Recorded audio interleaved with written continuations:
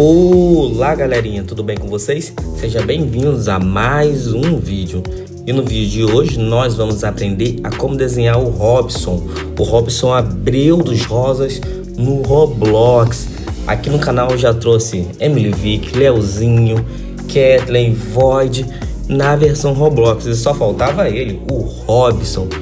Depois de alguns dias ali treinando, vendo como que poderia ficar e a aparência do personagem no Roblox, eu finalmente trouxe essa versão do Robson, que deu trabalho para fazer. Então já vai sentando o seu dedo no like para agradecer por esse vídeo e compartilhe esse vídeo aos fãs de Robson, aos fãs do Rosa, aos fãs dos Roblox, para que todo mundo possa desenhar esse personagem.